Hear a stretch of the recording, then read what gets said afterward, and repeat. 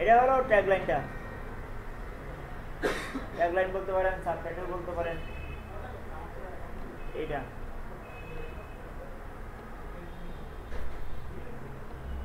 বুঝতে পেরেছেন? আর এটা হলো আমার ওয়েবের অ্যাড্রেসটা।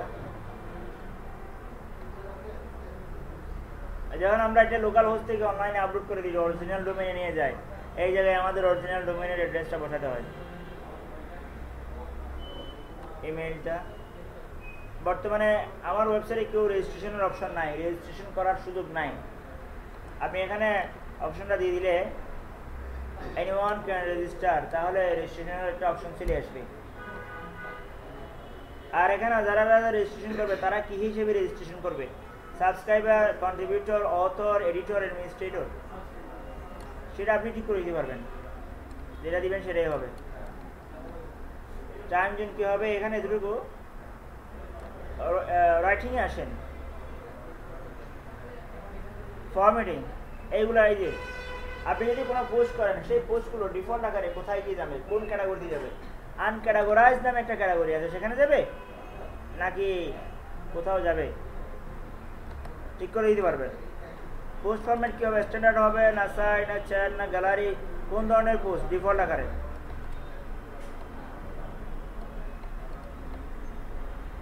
এই রিডিংটা ইম্পর্টেন্ট।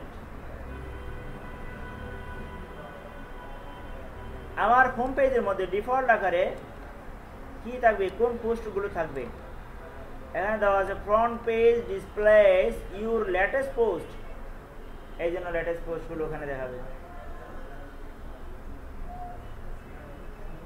বুঝা গেছে?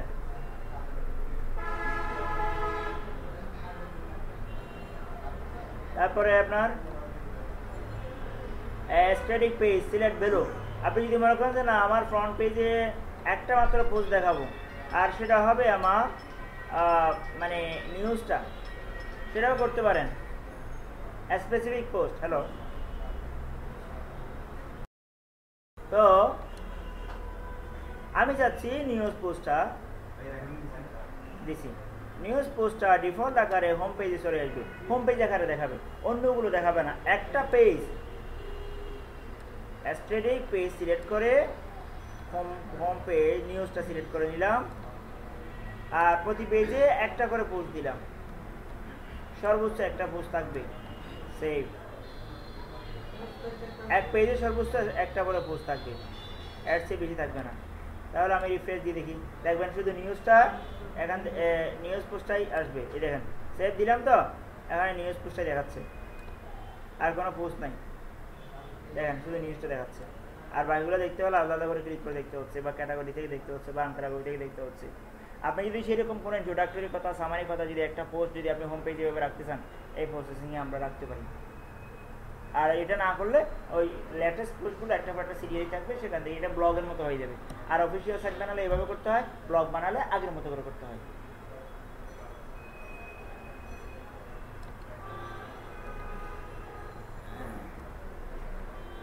এখানে ডিসকাশন মানে কমেন্টের বিষয়গুলো, আপনার এখানে কমেন্টিংয়ের বিষয় আছে।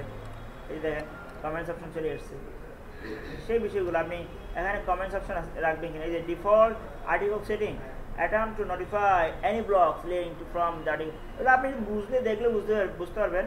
আমি এটা কি দেখাই, comment author must fill out name and email. আর যে কমেন্টস করবে তাকে লগ ইন না করলে তার নেম এবং ইমেলটা অবশ্যই এন্ট্রি দিতে হবে, তাহলে কমেন্টস ব্লকটা আসবে। যেমন আমি এখানে লগ ইন আছি বিদায় অগরগুলো আসতেছে না, আমি লগ আউট হয়ে গেলে তখন আসবে আপনার নাম, আপনার ইমেল অ্যাড্রেস, তারপরে কমেন্টের বক্সটা থাকবে। এখন লগ ইন আসি বিদায় দেখাচ্ছে না। either must be registered and logged into comments, automatically close comments on article address। এগুলো আপনি বুঝতেই পারছেন, এখানে লেখা আছে, এখানে মানে কখন কী হবে না হবে এগুলো দেওয়া আছে, এগুলো বুঝবেন। তো কমেন্ট যদি করে থাকে সেটা এখানে কমেন্টসের মধ্যে চলে আসে। কেউ যদি কমেন্টস করে সেগুলো এখান থেকে এখানে দেখা যায়, কে কমেন্টস করলো না করলো, এগুলো এখান থেকে মুছে দেওয়া যাবে, এডিট করা যাবে, আপনি মডিফাই করতে পারবেন, সব করা যাবে। ত্রাস দিলে মুছে যাবে আর কি। এটাকে বুঝছেন কেউ কমেন্টস করলে। সেটিংয়ের মধ্যে আরেকটা বড় গুরুত্বপূর্ণ বিষয় হলো পারমানেন্ট। অর্থাৎ আপনি এখানে ধরেন কোনো একটা পোস্টে গেলেন, আমি ধরেন এই পোস্টে ধরেন আমি কোর্সের মধ্যে এসইউতে গেলাম, এই আমার দেখেন না এখানে কীভাবে আসছে অ্যাড্রেসটা আসার কথা ছিল এসইউ, আসছে হলো page equal to ID, page ID. এই জন্য কেন? কারণ এখানে সেটিংটা ওভাবে দেওয়া আছে, এটা এসইও ফ্রেন্ডলি না, I mean search engine friendly না। আর এই জন্য আমাদের করতে হয় হলো এটা, যেন পোস্ট নেম পোস্টের নাম অনুসারে আসে। পোস্টের নামটা দিব আমি এসইওর সাথে মিল করে, আমার টাইটেলের সাথে সাবজেক্টের সাথে মিলিয়ে আমি পোস্টের নামটা দিব, তাহলে আমার অ্যাড্রেসটাও সেভাবে তৈরি হয়ে যাবে। এবার সেভ দিয়ে দিলাম। এখন আমরা রিফ্রেশ দিয়ে দেখতে পারি কি হলো। দেখেন আমি যখন কোর্সের মধ্যে এসইও গেলাম, আমার অ্যাড্রেসটা দেখেন এসইও, কোর্সের ভিতরে এসইও এভাবে চলে আসছে। ঠিক আছে, এইভাবে অ্যাড্রেস বা পারমালিংকটা কেমন হবে সেটা আমরা এখান থেকে সেট করতে পারবো। এটাও গেল। এবার আসেন টুলসেন।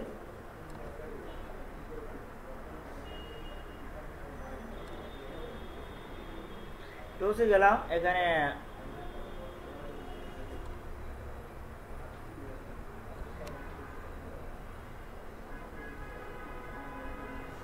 আপনি এখানে চাইলে এক্সপোর্টও করতে পারেন, ইম্পোর্টও করতে পারেন। মানে আপনার আরেকটা ওয়েবসাইট থেকে পুরো সব কিছু পোস্ট যা আছে সব কিছু এক্সপোর্ট করে একটা ফাইলে নিয়ে নিলেন, আবার আরেকটা নতুন ওয়েবসাইটে সেগুলো ইম্পোর্ট করলে ওখানকার সমস্ত পোস্ট কন্টেন্ট যা আছে সবগুলো ইম্পোর্ট হয়ে যাবে। এটা বুঝছেন? এক ওয়েবসাইটের কন্টেন্ট আরেকটা ওয়েবসাইটে নিয়ে আসার জন্য এক্সপোর্ট ইম্পোর্টটা ব্যবহার করা হয়। ঠিক আছে, এই HTML CSS দিয়ে সেট করলে সেটা এখানের সাথে ফাংশনাল নাই, এটার সাথে ওটা মিল নাই, দুইটা দুই জিনিস। তবে হ্যাঁ, HTML CSS দিয়ে বানানো ওয়েবসাইটটাকে ওয়ার্ডপ্রেসের মতো করে কনভার্ট করতে পারবেন, সেটা আমরা শিখবো নেক্সট ক্লাস থেকে। ইউজার্স, এখানে যতগুলো ইউজার আপনার এখানে রেজিস্ট্রেশন করবে তাদেরকে দেখাবে তারা কি হিসেবে আছে, তারা অ্যাডমিন কি, রোল কি, অ্যাডমিনিস্ট্রেটর, হ্যাঁ কয়টা পোস্ট করলো, এই ইনফরমেশনগুলো এখান থেকে পাবেন। আপনি চাইলে তাদেরকে ডিলিট করতে পারবেন, অ্যাড করতে পারবেন, যে কোনো কিছু আপনি করতে পারেন। বুঝা গেল? এটা হলে আপনি চাইলে অ্যাড করতে পারেন, নতুন একজন ইউজারকে অ্যাড করবেন, সে লগ ইন করে যেন কাজ করতে পারে, হ্যাঁ আপনি সেভাবে করে দিতে পারেন। এই হলো মোর বিষয়গুলো। সর্বশেষ হলো প্লাগইনস। আমি কি গত ক্লাসে দেখাচ্ছিলাম কোন একটা প্লাগইনস ইউজ করে কীভাবে প্লাগইনস। আচ্ছা, ওয়ার্ডপ্রেসে সবচেয়ে বেশি পপুলার হওয়ার পিছনে আরেকটা মৌলিক কারণ হচ্ছে প্লাগইনস। তবে আমি থিম তো ইনস্টল করে দেখাইছিলাম নাকি? আচ্ছা, প্লাগইনসের বিষয়টা খুবই গুরুত্বপূর্ণ। ধরুন আপনি চাচ্ছেন যে ছোটোখাটো যে ধরনের প্রবলেম আপনি চিন্তা করতেছেন, প্রত্যেকটা প্রবলেম আমি সলভ করতে পারি এই প্লাগইনসের মাধ্যমে। ধরুন যেটা বলছিলাম, আপনি চাচ্ছেন আপনার ওয়েবসাইটের মাধ্যমে ই-কমার্স হবে, অনলাইনে পেমেন্ট করবে, অনলাইনে প্রোডাক্ট কিনবে, অর্ডার দিবে, এই ধরনের প্লাগইনস পাওয়া যায়। জাস্ট প্লাগইনসটা ইনস্টল করবেন, তারপরে সেখানে সিস্টেম অনুসারে কিছু ইনফরমেশন দিবেন, আপনি সেটিং করবেন। নাম্বার 1। নাম্বার 2 হচ্ছে, যখন আপনি চাচ্ছেন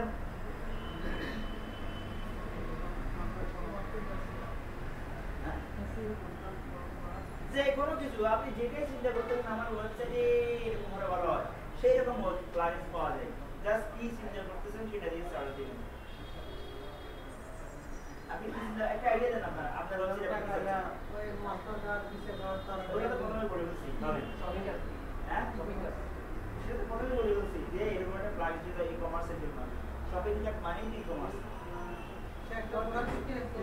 আর ওটা বলে দিচ্ছি এটা পারবে। এরকম প্লাগইন যেটা নাম বলবো, যেমন ধরেন ই-কমার্স আছে, ই-কার্ট আছে, ই-শপ আছে, এগুলো সবগুলো হচ্ছে এরকম।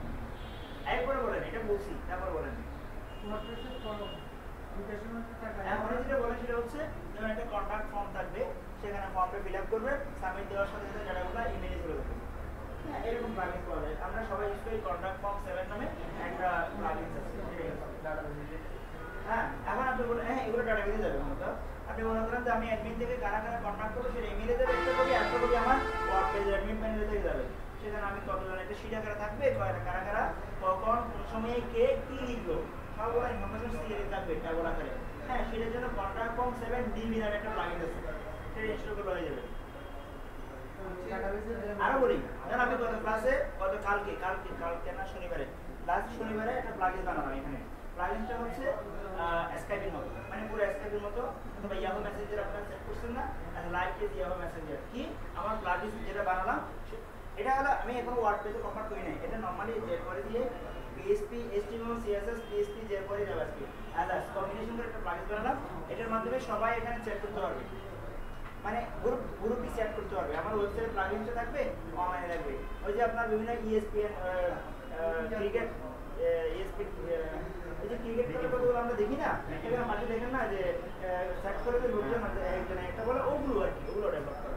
যেমন আমি এটা বানালাম কেন, লোকজন তাদের ওয়েবসাইটে সেটা ইনস্টল করবে, তা বানানোর জন্য সেখান থেকে চ্যাট করবে, এরকম ফেসিলিটি পাবে। এই হ্যাঁ এইগুলো আর কি। তা আমি বানিয়ে দিলাম, সেটা আমি ওয়ার্ড পেজে কনভার্ট করবো, তারপর আমি ওয়ার্ড পেজে ডিরেক্টরিতে আপলোড করে দিব, সবাই যেন ইউজ করতে পারে।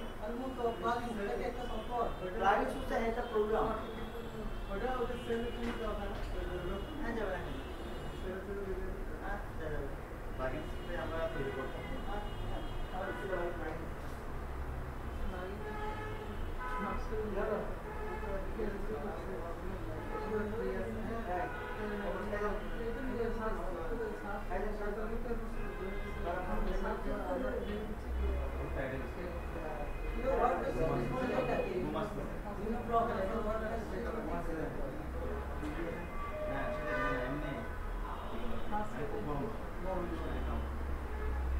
আচ্ছা এটাও গেল, তাহলে এটা বুঝতে পারছেন। আর এটা এরপর আসি আমরা ইউজ করবো এরকম প্রচুর প্লাগইনস আমরা নিজেরা ব্যবহার করবো। আমি প্লাগইনস লিস্ট দিব, অনেকগুলো প্লাগইন ব্যবহার করে দেখাবো, তারপরে সেগুলো আমরা নিজেরা বানাই দেখাবো। থিমের কথা বলছিলাম, অ্যাপিয়ারেন্সে গেলাম, অ্যাপিয়ারেন্সে মূলত থিম নিয়ে। এই যে থিমটা আমাদের ক্লাসে দেখলাম আরেকজনের বানানো একটা থিম নেট থেকে ফ্রি কালেক্ট করে আমরা এখানে ইনস্টল করে দিলাম, আর পারফেক্টলি কাজ করতেছে।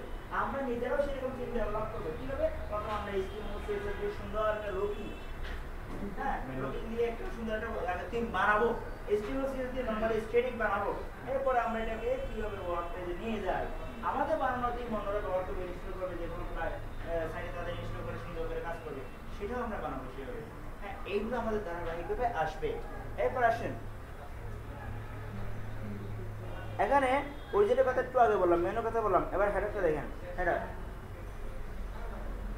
মানে হচ্ছে এই জায়গায়, এই যে আপনার থিম, এখানে আমি হোম পেজে যাই, এই যে এখানে এই প্রিভিউ হেডলাইন কি দেখাবে, আপনার কোনো ইমেজ দিতে চাইলে এখানে ব্রাউজ দেন, কোনো একটা ইমেজ দিতে চাইলে সেখানে কি ইমেজ দিবেন, হেডিং করে এখানে ইমেজ দিতে পারেন, স্লাইড শো দিতে পারেন। ও স্লাইড শো গুরুত্বপূর্ণ একটা বিষয়, যেমন আমি স্লাইড এর প্লাগইনস পাওয়া যায়, সেটাও আমরা ব্যবহার করতে পারি। আপলোড, এই যেমন এটা দিলাম, এখন জিজ্ঞেস করতেছে কতটুকু রাখবো না রাখবো, আমি আর একটু নিচে দিলে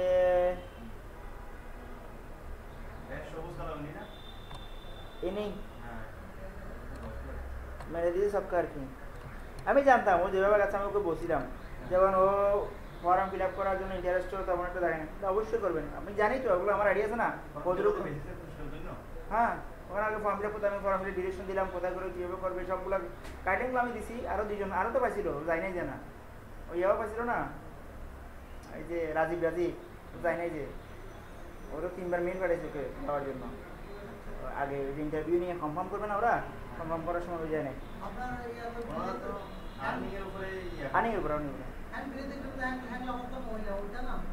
জি জি জি জি